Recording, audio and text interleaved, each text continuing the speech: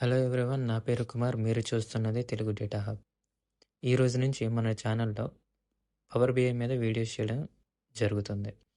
Before going to explain about power BI, first let me introduce about myself. నా పేరు కుమార్. నాకు టోటల్‌గా 6 years of work experience ఉంది. That to in data analytics. Present నేను అమెజాన్‌లో data ఇంజినీర్‌గా work చేస్తున్నాను. నేను ఇలా ఛానల్ క్రియేట్ చేయడానికి కారణం నా ఫ్రెండ్స్ అండ్ జూనియర్స్ అండి. నా ఫ్రెండ్స్ చాలామంది నాన్ ఐటీలో ఉన్నారు. వాళ్ళు ఐటీకి షిఫ్ట్ అవ్వాలని చూస్తున్నారు. బట్ వాళ్ళకి ఆపర్చునిటీస్ అనేది ఎక్కడ రావట్లేదు. సో, అలా ఎవరైతే ఐటీకి షిఫ్ట్ అవ్వడానికి ట్రై చేస్తున్నారో వాళ్ళకి the best approach data analyst or business analyst role అనమాట. సో, ఆ రోల్‌కి అప్లై చేయాలంటే పవర్ బిఐ మీద గ్రిప్ ఉండాలి. అట్ ద సేమ్ టైం ఫ్రెషర్స్‌కి కూడా ఈ పవర్ బిఐ అనేది చాలా యూజ్ అవుతుంది ఎంట్రీ లెవెల్ జాబ్స్ రావడానికి. So, that's why I decided to create a channel and give some lectures about the Power BI. And I'll try to give explanation in very friendly tone. మన వాడుక భాషలో discuss చేస్తాం. So power BI అంటే ఏంటి, దేనికి use చేస్తాం, ఎలా use చేస్తాం, మొత్తం point to point from scratch నుంచి స్టార్ట్ చేద్దాం. గైస్, మన వాడుక భాషలో సింపుల్గా ఎక్స్ప్లెయిన్ చేస్తాను. అర్థం కాకపోయినా డౌట్స్ ఉన్నా సరే కామెంట్ చేయండి. ప్రతి ఒక్క కామెంట్కి నేను రిప్లై ఇస్తాను. So what is power BI? దీనిని మైక్రోసాఫ్ట్ వాళ్ళు ఇంట్రొడ్యూస్ చేశారు డేటాని సింపుల్గా విజువలైజ్ చేయడానికి. ఇది చాలా user friendly and open source. Open source అంటే everyone can freely use this thing అనమాట. సో పవర్ బిఐ అనేది డేటా విజువలైజేషన్ టూల్. మనకి డేటా అనేది హ్యూగ్గా మెస్సీగా ఉన్నప్పుడు ఆ డేటాని సింపుల్గా అనాలిసిస్ చేస్తూ ఇన్సైట్స్ తీసుకొని మన పెర్ఫార్మెన్స్ని ఇంక్రీజ్ చేసుకోవడానికి యూజ్ అవుతుంది. So let's take an example. ఒక షాప్ ఉంది. ఆ షాప్ కీపర్ ఏం చేస్తున్నాడంటే రోజువారీది లెక్కలు రాసుకుంటూ అలాగా మంత్ అవుతుందన్నమాట. సో మంత్ ఎండ్ వచ్చేటప్పటికి మొత్తం అనలైజ్ చేస్తున్నాడు, ఏది ఎక్కువ సేల్ అవుతుంది, ఏది ఎక్కువ సేల్ అవ్వట్లేదు అని చెప్పేసి. సో అలా చేస్తున్నప్పుడు వాళ్ళకి చాలా టిపికల్గా ఉందన్నమాట అర్థం చేసుకోవడానికి, ఒక అనలైజ్ చేయడానికి. సో ఆ టైంలో అలాంటి సిచ్యువేషన్లో మనకి ఈ పవర్ బిఐ టూల్ అనేది యూజ్ అవుతుందన్నమాట. సో జనరల్లీ ఈ పవర్ బిఐ ఏం చేస్తుందంటే ఆ సోర్స్ మొత్తాన్ని తీసుకొని, ఆ డేటా సోర్స్ మొత్తాన్ని తీసుకొని దాన్ని నీట్గా ట్రాన్స్ఫార్మ్ చేసుకొని క్లియర్ కట్గా ఈటీఎల్ అని అంటాం మనం ఇక్కడ. ఆ డేటాని ట్రాన్స్ఫార్మ్ చేస్తూ దాన్ని మనం విజువల్గా రిప్రజెంట్ చేస్తామన్నమాట. So when it is in visually representing state, so that sale person can easily analyse what kind of material is selling heavily and at the same time ఏది అసలు సెల్ అవ్వట్లేదు, కస్టమర్స్ దేనికి attract అవుతున్నారు.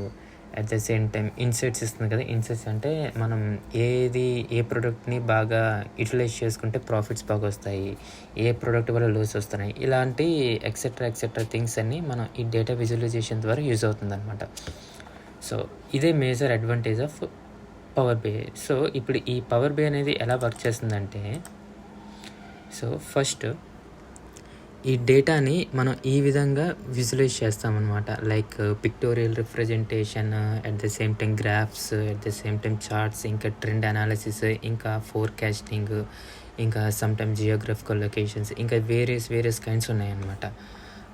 So and ఈ data visualisation when it's complete అయినాక మనం ఈజీగా ఆ డేటాని అనాలిసిస్ చేయొచ్చు అనమాట. సో మనం ఎగ్జాంపుల్లో డిస్కస్ చేసినట్టు ఆ సేల్స్ పర్సన్ అనేవాడు ఈజీగా ఒక అండర్స్టాండింగ్ రాగలడు. అంటే లైక్ ఏ ప్రోడక్ట్ బాగా సేల్ అవుతుంది, ఏది సెల్ అవ్వట్లేదు, దేనివల్ల యూజ్ అవుతుంది, ఎక్కువ ప్రాఫిట్ వస్తుంది, అదనమాట.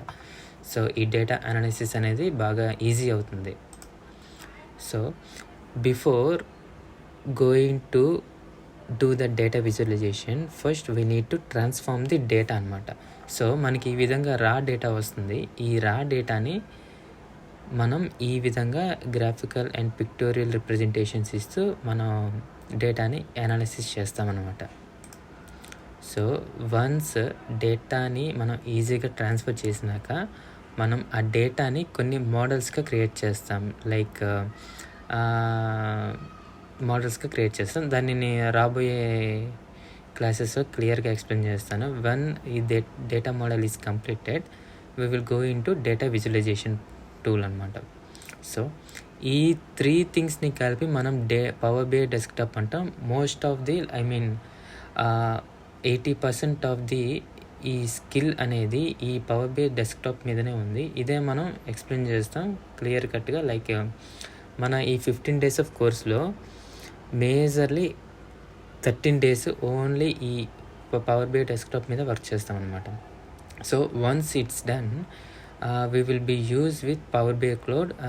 This is for like sharing our reports and sharing our Power BI and like in the general కంపెనీస్లో అయితే వాళ్ళకి వర్క్ స్పేసెస్ అనేది ఉంటుందన్నమాట. So after the data visualisation ఇది అనేది మనం ఈ పవర్ బిఐ క్లౌడ్ అంటే వర్క్ స్పేస్లో సేవ్ చేస్తాం. సో దట్ మన క్లయింట్స్ కానీ యూజర్స్ కానీ ఈజీగా ఈజీగా చూడగలరు. So not only in the desktop, power BI can accessible in mobile also అనమాట. మన మొబైల్లో కూడా పవర్ బిఐని యాక్సెస్ చేయొచ్చు. At the same time once మనకి ల్యాప్టాప్లో లేదని అనుకుంటే మనం పవర్ బిఐ అని మొబైల్లో ఓపెన్ చేస్తూ మనం డేటాని అనాలిసిస్ చేయొచ్చు, ఇన్సైట్స్ కూడా చేయొచ్చు అనమాట. సో ఈ 15 days ఆఫ్ కోర్సులో మనం ఒక కైండ్ ఆఫ్ ప్రాజెక్ట్ అనేది చేస్తున్నాం అనమాట. సో ఆ ప్రాజెక్ట్ ఏంటంటే ఇటువంటి మెస్సీ డేటా ఉంటుందన్నమాట మనకి. ఈ మెస్సీ డేటాని మనం క్లియర్గా అరేంజ్మెంట్స్ చేస్తూ ఈ ట్రాన్స్ఫార్మ్ చేస్తూ మనం కొన్ని డేటా మోడల్స్ అనేది క్రియేట్ చేస్తాం. ఆ డేటా మోడల్ క్రియేట్ చేసినాక మనం ఇటువంటి డేటా విజువలైజేషన్ అనేది వస్తుందన్నమాట. So like sales we need to transform data, then create a data model and visualize data. These are the 3 steps to complete the data visualization. That's it. And guys, నా నుంచి request ఏంటంటే, ఇప్పుడు day 1 course అనేది complete అవ్వగానే అది మీరు practice చేస్తూ day 2 కోర్స్కి రెడీగా ఉండాలన్నమాట. లేదు ఇప్పుడు ఏం ప్రాక్టీస్ చేయకుండా డే 1, డే 2, డే 3 అలాగే సింపుల్గా నేను బ్లైండ్గా వినిస్తానంటే at the end of the project అనేది మనకి డౌట్స్ అనేవి ఉండిపోతూ ఉంటాయి. సో నేనేం చెప్తున్నానంటే, ఏ రోజు కోర్స్ ఆ రోజే మీరు ప్రాక్టీస్ చేయండి అంటుంటారు కదా. లైక్ 20% అనేది మనం నేర్చుకుంటే రిమైనింగ్ 80% అనేది మనం ప్రాక్టీస్ మీదనే డిపెండ్ అయి ఉంటుంది. That's all for today. If you guys like this video, please do like, share and subscribe. కొంచెం మీరు లైక్ చేస్తూ ఉండండి, అప్పుడే నాకు బూస్టింగ్ అప్గా ఉంటుంది. అండ్ ఏవైనా కొంచెం వాయిస్లో కానీ బ్యాక్గ్రౌండ్ నాయిస్లో కానీ డిస్టర్బెన్సెస్ ఏమైనా ఉంటే కామెంట్ చేయండి. సో నేను అవి రెక్టిఫై చేసుకొని నెక్స్ట్ వీడియోలో మళ్ళీ కలుద్దాం. Thank you guys. బాయ్.